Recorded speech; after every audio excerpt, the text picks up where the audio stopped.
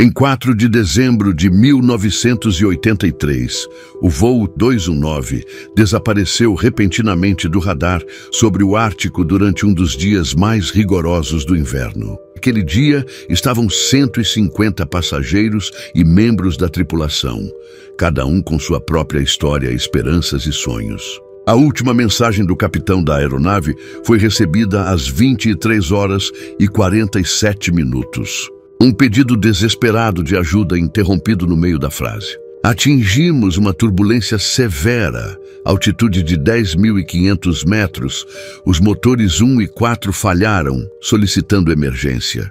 E, de repente, a conexão terminou abruptamente, deixando para trás o eco de um mistério não resolvido. 7 aeronaves de busca e 3 quebra-gelos passaram 450 horas exaustivas vasculhando a área, mas nenhum vestígio foi encontrado.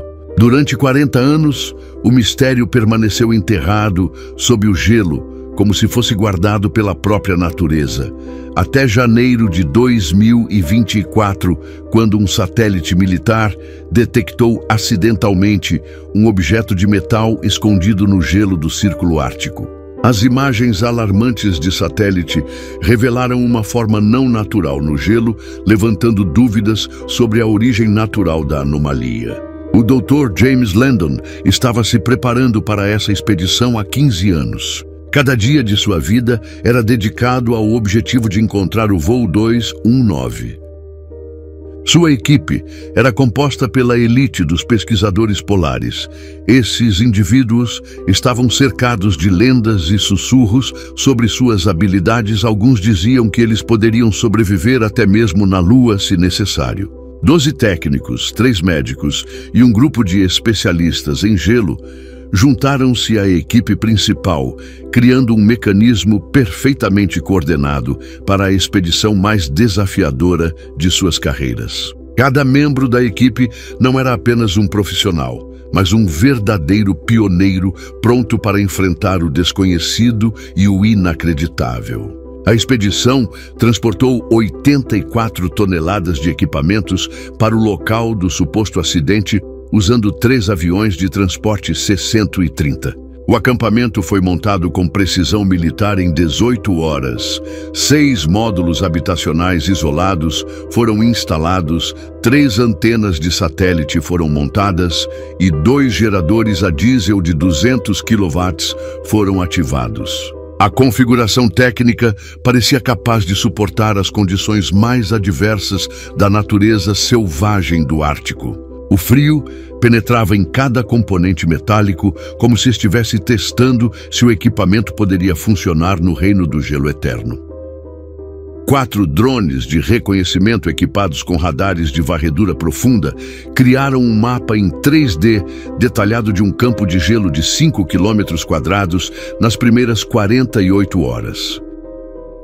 Durante os raros momentos de descanso, os operadores dos drones trocavam olhares sombrios e plenamente conscientes de que uma cena de verdadeira tragédia estava sob o gelo. Na madrugada do 3º dia, as condições climáticas se tornaram um verdadeiro teste. Os termômetros indicavam menos 42 graus Celsius. O vento aumentou para 18 metros por segundo. Parecia que o próprio Ártico resistia à intrusão humana, erguendo barreiras intransponíveis. No início daquela manhã, um operador de drone avistou os primeiros sinais de uma estrutura metálica. Logo, a equipe de terra chegou ao ponto designado e viram alguns destroços do avião. A extração da aeronave foi um feito de engenharia notável.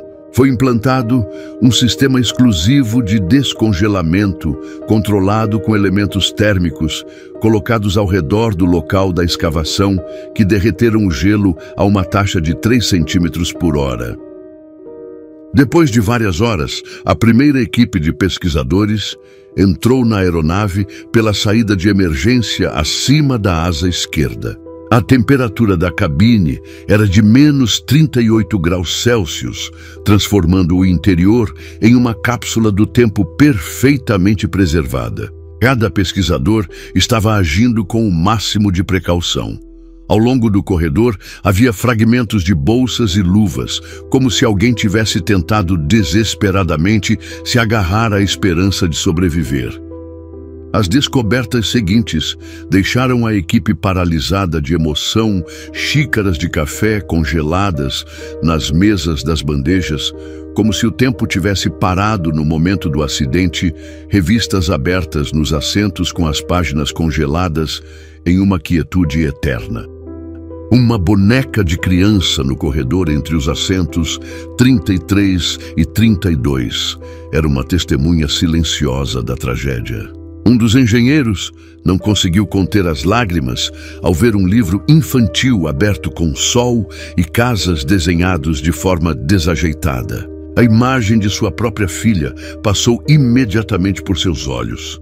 Na seção dianteira foram encontradas evidências de uma luta desesperada pela sobrevivência. Na cabine da classe executiva, os passageiros haviam construído um abrigo improvisado usando 47 coletes salva-vidas e 12 malas. Um verdadeiro testemunho da engenhosidade humana diante da morte inevitável. Um calendário com datas marcadas foi encontrado em um anteparo, com o último registro em 23 de dezembro de 1983. Um diário pertencente à comissária de bordo, Mary Parker, encontrado no assento 14, continha relatos detalhados dos primeiros 18 dias após o acidente. Uma crônica de coragem e desespero. O diário revelou que das 150 pessoas a bordo, apenas 72 sobreviveram à primeira noite. O capitão David Harrison estabeleceu um racionamento rigoroso, 100 gramas de comida e 200 mililitros de água para cada pessoa por dia. O médico de bordo John Mitchell prestou primeiros socorros a 23 pessoas feridas usando 6 kits de primeiros socorros e materiais improvisados. Cada curativo e medicamento poderia significar a diferença entre a vida e a morte. O diário descreveu como a menos 50 graus Celsius, até mesmo um pequeno arranhão poderia se tornar um ferimento perigoso, e uma única gota de água derramada na roupa poderia ser uma sentença de morte. O trabalho da expedição foi subitamente interrompido. Por um forte estalo de gelo, os scanners detectaram o movimento de um objeto grande perto do local da escavação. Em meio à densa nevasca, a equipe viu um enorme urso polar de quase 3 metros de altura. Um verdadeiro gigante do Ártico, ela era seguida por 2 filhotes do tamanho de lobos adultos. No 12º dia de escavações, a equipe finalmente chegou ao compartimento de carga e logo depois, a caixa preta foi encontrada. Apesar dos graves danos ao seu invólucro, o gravador de dados estava praticamente intacto. E as gravações descriptografadas revelaram um quadro dramático dos segundos finais do voo.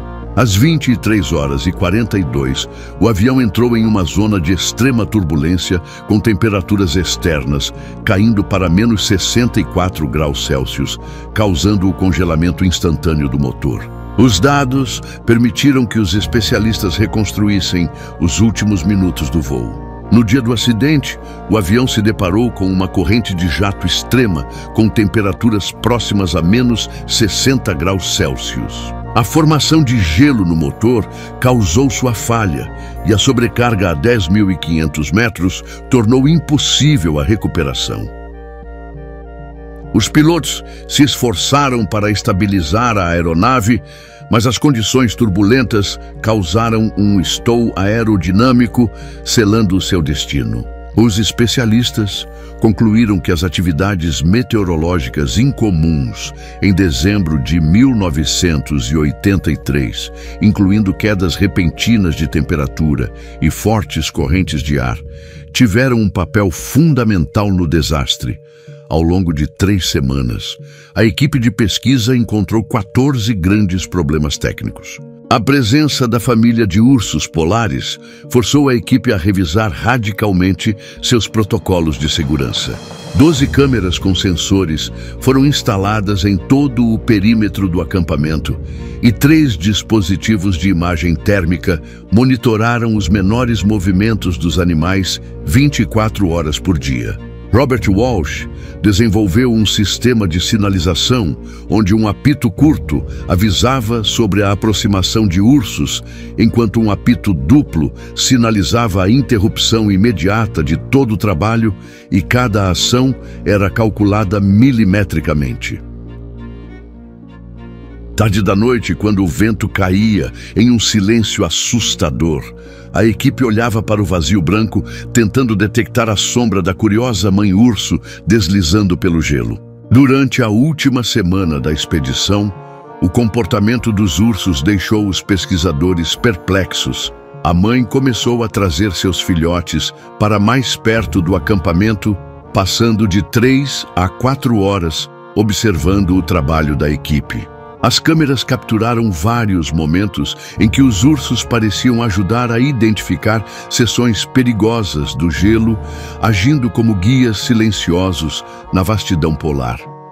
Em alguns momentos parecia até que os ursos estavam de alguma forma ligados à tragédia do voo 219, apontando silenciosamente os perigos escondidos do gelo eterno. Antes de sua partida, a equipe coletou uma enorme quantidade de dados, 842 fotografias de alta resolução, 156 horas de filmagem e 1.300 terabytes de informações de sensores e radares. A caixa preta continha 2 horas e 18 minutos de gravações da cabine do piloto e dados técnicos. Os diários e os pertences pessoais dos passageiros encheram 24 contêineres. Em cada um deles, uma cápsula do tempo que preserva a memória de vidas humanas.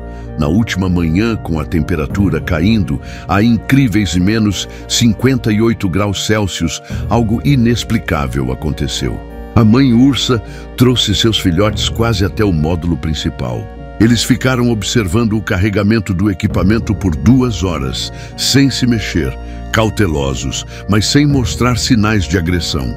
Pouco depois do almoço, os helicópteros começaram a evacuar a equipe.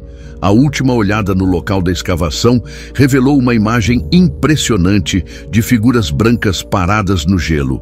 Eram os ursos se despedindo dos visitantes não convidados que haviam perturbado sua solidão de 40 anos. A investigação do voo A219 contribuiu significativamente para a compreensão dos perigos de voar em latitudes extremas.